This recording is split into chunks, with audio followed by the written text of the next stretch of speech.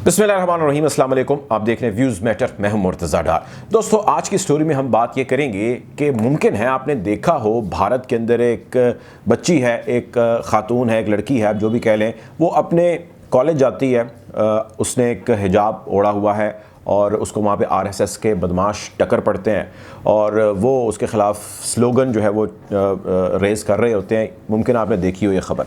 आज की स्टोरी में मैं इस हवाले से आपसे बात करूँगा और आपको ये बताऊँगा, कुछ चीज़ें आपके सामने, कुछ हक़ाइक़ आपके सामने रखूँगा जो आपको क्लैरिटी देंगे कि ये सारा वाक़या एक मुनज़्ज़म कार्रवाई थी। ये क्यों किया गया, इससे किसने फ़ायदा हासिल किया और मामला सारा है क्या, किस समत में जो है वो चीज़ें बढ़ रही हैं। गुफ्तगू का बाकायदा आगाज़ करते हैं।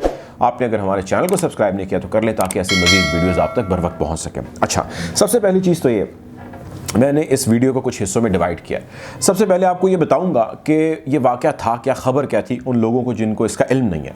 दूसरी चीज़ मैं ये बताऊंगा कि ये मुनज़्ज़म कार्रवाई या ये प्लान्ड जो कार्रवाई है ये क्यों थी और कौन सी लॉबी है जो इस सब के पीछे सपोर्टिव मेजर के तौर पे काम कर रही है। और आखिरी चीज़ आपको ये बताऊंगा कि hypocrisy in the name of democracy कौन, क्यों, कब और कैसे कर है। सबसे पहली चीज़ ये खबर आपको बता दूं वेरी क्विकली। खबर ये है कि भारत की रियासत कर्नाटका है, जहाँ पे मुख्तलिफ स्कूल्स, कॉलेजेस, जिस तरह हर रियासत के अंदर, स्टेट के अंदर होते हैं, यहाँ पर भी मौजूद हैं। एनडीटीवी को दिए गए इंटरव्यू के मुताबिक इस लड़की का कहना ये है कि मैं अपनी असाइनमेंट जमा कराने के लिए जब अपने कॉलेज आ रही थी तो कॉलेज के प्रेमिसेस से बाहर ये लोग बड़ी तादाद में मौजूद थे, अनकाउंटेबल थे। इनको इल्म था कि शायद मैंने यहाँ पे आना है या इनको इंतज़ार था मेरा, और इन्होंने तय किया था कि जब मैं आऊँगी यहाँ पे तो ये आने के फौरी बाद प्रोटेस्ट जो है वो करना शुरू कर देंगे, और उन्होंने एग्जैक्टली वैसे ही किया। मैं आपको पहले ख़बर दे रहा हूँ। तो जैसे ये पहुँचती है, अपनी जो स्कूटर या बाइक जो है इसको खड़ा करती है और वहाँ से टूवर्ड्स जो अपना ब्लॉक है उसका, कॉलेज का या बिल्डिंग, उसके अंदर जाती है। उससे कबल ही उसको वहाँ पे रोका जाता है या उसके ख़िलाफ़ वहीं पे नारे बुलंद किए जाते हैं और जय श्री राम के नारे बुलंद किए जाते हैं।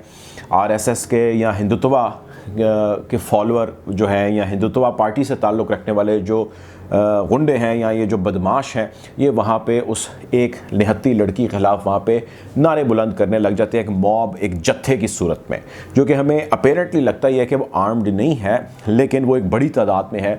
वो लड़की उनको रिस्पॉन्स में आगे जो है वो अल्लाह अकबर के नारे बुलंद करती है और ऊँचे ऊँचे नारे बुलंद करती है और उनकी तरफ चेहरा करके नारे बुलंद करती है और करते करते वहाँ से निकल जाती है। और इसी असना में जो कॉलेज है उसकी इंतज़ामिया, एडमिनिस्ट्रेशन भी वहाँ पर मौजूद है। वो इस लड़की को जो है वो आगे तक ले जाते हैं और जो है वो दोनों धड़ों के दरमियान या पार्टीज़ के दरमियान जो है एक डिस्टेंस कराते हैं और समहाउ मामला सॉर्ट आउट हो जाता है और कोई ख़ास नुकसान नहीं होता।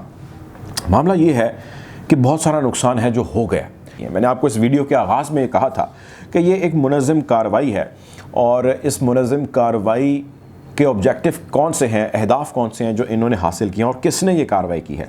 आप ये देखिए कि जो ये प्रोटेस्ट होता है, जिन लोगों ने ये विजुअल्स देखे हैं, हम सारे यूट्यूब पॉलिसीज़ की वजह से विजुअल्स नहीं चला सकते, लेकिन जब इस लड़की का मुहासरा किया जा रहा है तो वहाँ पे कैमरामैन भी मौजूद हैं। वहाँ पे आम मोबाइल से भी जो है वो एक वाक़या जिस तरह होता है उसकी वीडियोज़ बनाई जा रही हैं। और इस सारे वाक़े के होने से पहले जो इसके ऑर्गेनाइज़र्स हैं, जो इसके प्लानर्स हैं, वो ये बात जानते हैं कि ये वही स्टेट है, ये वही मुल्क है, भारत यानी, जिसके अंदर केस अदालत के अंदर लगा हुआ है और अदालत में केस ये फ़ाइल है कि ख़वातीन को हिजाब पहनने से रोका जाए, जो मुस्लिम ख़वातीन हैं। इसके ऊपर गुज़श्ता कई सालों से जो है बहस जारी है और अब वो नैरो डाउन होता एक फ़ाइनल स्टेज की तरफ आ रहा है।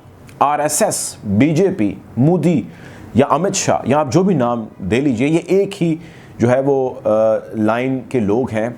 ये अपनी अदालतों पे प्रेशर डालने समेत मुख्तलिफ दुनिया भर की लॉबीज़ का हिस्सा हैं। ये काम करने से पहले ये मुमकिन नहीं है कि इनको इल्म ना हो कि इसका किस किस्म का रिएक्शन आएगा।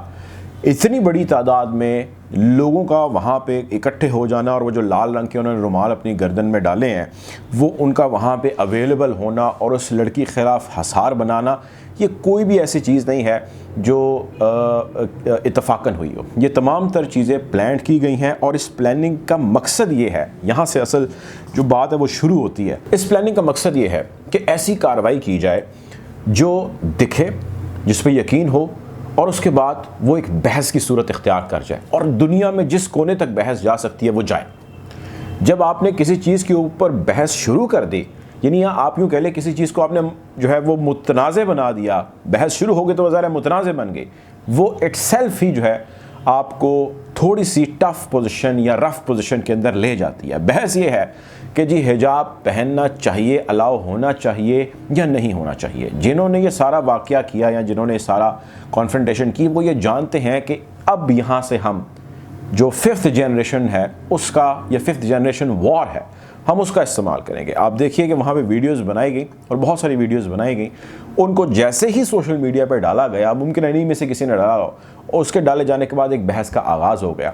आप में से बहुत सारे लोग जो खुसूसन मुसलमान हैं, बल्कि बहुत सारे नॉन मुस्लिम्स भी मैं पढ़ रहा था कि वो बिल्कुल यकीनी तौर पर उनको गलत करार दे रहे हैं। लेकिन आप ज़रा बगौर देखिए, बहुत सारे ऐसे लोग हैं जो उनको दुरुस्त करार दे रहे हैं। वो कह रहे हैं कि जी बिल्कुल ठीक है। उसके लिए उन्होंने बहुत सारी तवीली जो है वो गढ़ी हैं, बहुत सारे उन्होंने रीजंस दिए हैं। वो कहते हैं जी एक स्कूल कॉलेज का एक यूनिफॉर्म होता है, उसको फॉलो होना चाहिए। वो कहते हैं जी चेहरा नहीं ढांपना दहशतगर्दी हो जाती है। इस तरह की उन्होंने बहुत सारी जो है वो मन घड़त चीज़ें जो है वो गढ़ी हैं और वो कहते हैं कि ऐसा नहीं होना चाहिए। जैसे कि मैंने जिक्र किया कि भारत की अदालतों के अंदर भी जो है वो इसका केस जारी है और एक्सपेक्ट किया जा रहा है कि कुछ ही अर्से के अंदर इसके ऊपर एक फ़ैसला भी आ जाएगा। वैसे एजुकेशन मिनिस्टर जो हैं भारत के, वो भी ये कह चुके हैं कि हिजाब अलाउ नहीं होना चाहिए। ये यूनिफॉर्म से हट जाते हैं जब बच्चे, तो यूनिफॉर्मिटी ना होना जो है वो स्टूडेंट्स के ऊपर या स्कूल की साख के ऊपर जो है वो मसला डालती है। अब भारत कभी भी कोई भी कार्रवाई ऐसी नहीं करता, और ख़ुसूसन जो कि इंटरनेशनल सिनेरियो की हो, जिसमें उसको किसी की सपोर्ट या उसको किसी का वोट हासिल ना हो। जो हमारी अगली चीज़ थी, hypocrisy in the name of democracy. Bharat अपने आप को एक सेकुलर रियासत कहता है, यानी एक ऐसा मुल्क या एक ऐसी रियासत जहाँ पे हर किसी को अपनी अपनी मजहबी रसूमात के मुताबिक जो भी वो प्रैक्टिसेस करता है उसके करने की इजाज़त होगी, और वो एक क्लेम करता है। उसकी डेमोक्रेसी क्या है वो आपके सामने है, या आप मुझसे बेहतर जानते हैं। अमेरिका अपने आप को बहुत बड़ी डेमोक्रेटिक स्टेट कहता है। यूरोपियन कंट्रीज़ अपने आप को बहुत बड़ी डेमोक्रेसी कहते हैं। मैं आपको नाम बताता हूँ कुछ ममालिक के जहाँ पे हिजाब बैन है। स्विट्ज़रलैंड, फ्रांस, बेल्जियम, कॉन्गो, चाड, Denmark, Australia, Lithuania, Bulgaria, Gabon, Sri Lanka. लेकिन ये वो ममालिक हैं जो मेरी नज़र के सामने है, कुछ मुमकिन है कि मैं मिस कर गया हूँ। आप ट्विटर पे देखिए टॉप ट्रेंड है, आप फेसबुक पे जाइए इसका जिक्र हो रहा है, आप जितने अखबारात मुस्लिम कंट्री से निकल रहे हैं आप देखिए उनके अंदर ये ख़बर छपी है। यानी कि इसका जो हजम है वो ख़ासा बड़ा हो गया है, और इसमें कोई दूसरी राय नहीं है कि वो क्रिश्चियन हो, वो हिंदू हो, वो मुस्लिम हो, वो कोई भी हो, उसको उसकी मजहबी रसूमात के मुताबिक जो वो करना चाहता है उसको करने की with all due respect and law इजाज़त होनी चाहिए। इसमें कोई दूसरी राय नहीं है। लेकिन ये एक ऐसी हिपोक्रेसी है जो इस वक्त वेस्टर्न पावर्स की जानिब से की जा रही है, और वो है खामोश रहना ऐसे वाक़यात के ऊपर। आप देखिए कि अमेरिका समेत, यूरोपियन समेत डेमोक्रेसी के बड़े बड़े चैम्पियंस की स्टेटमेंट्स नहीं आ रही। हमने देखा फ़नकारों की कुछ स्टेटमेंट्स आई, वो भी इक्का दुक्का हमने देखा फ़नकारों ने स्टेटमेंट्स दी। कुछ स्पोर्ट्समैन की भी मैंने देखा कि स्टेटमेंट्स आई, यानी जो थोड़ी सी सेलिब्रिटीज़ हैं जो अपने अपने हल्का अहबाब के अंदर एक मैसेज दे सकते हैं वो दे रहे हैं। लेकिन एक नेशनल लेवल के ऊपर, किसी एक कौमी सतह के ऊपर किसी एक बड़े कौमी लीडर का बयान ना आना is actually hypocrisy in the name of democracy. Bharat की अपनी सरकार ने इसके ऊपर कोई स्टेटमेंट ख़ास नहीं दी, उन्होंने बस गोल मोल सी बात करके इसको ख़त्म करने की कोशिश की है, या उसको शायद फ्लेयर अप करने की कोशिश की है। सो किस्सा मुख्तसर ये है, मैं बताना आपको ये चाह रहा हूँ कि ये जो वाक़या हुआ है ये बज़ाहिर एक बहुत ही भोंडी हरकत है, ये एक डरपोक हरकत है, ये एक डरपोक शख्स की निशानी है, ये एक फरसूदा, एक मसख शुदा जो जहनीत है उसकी तर्जुमान है, उसकी अक्कास है। उस लड़की ने वहाँ खड़े होकर जिस दलेरी से जो है वो अल्लाह अकबर के नारे बुलंद किया, और जिस दलेरी से उसने उन लोगों का सामना किया, वो अपनी मिसाल आप है। There is no match to it. लेकिन इस सब में छुपी पिन्हा जो चीज़ है वो दुनिया के अंदर इस डिबेट का आगाज़ कराना और दुनिया के अंदर डिबेट के आगाज़ के बाद ग्रेजुअली लोगों के जहनों में ये चीज़ पेनिट्रेट कराना, आप अंदाज़ा कीजिए कि ये मुमकिन नहीं है कि फिर ये चीज़ जर्मनी में बैठे, फ्रांस में बैठे, ऑस्ट्रेलिया में बैठे, न्यूजीलैंड में बैठे ऐसे लोग जो इस्लाम को नहीं समझते उनके जहनों में ना आए, वो उनको मायूब समझने लग जाएं, वो उनके ख़िलाफ़ जो है वो हैरासमेंट करने लग जाएं, वो उनके ख़िलाफ़ कोई ख़ुद कानून में हाथ लेके एक्शन करने लग जाएं। तो दुनिया में जब भी ट्रांसफॉर्मेशन की जाती है थॉट्स की, तो उसको सबसे पहले अंडर डिस्कशन लाया जाता है। ये कार्रवाइयाँ करना उसको अंडर डिस्कशन लाने के ही मुतरादिफ है, या अब वो अंडर डिस्कशन ही है। खैर, हम कोशिश करेंगे कि खित्ते की बदली हुई सूरत हाल के हवाले से आपको यूँ ही अपडेट रखें। अपना ख्याल रखें, दुआ में याद रखें। अल्लाह हाफ़िज़।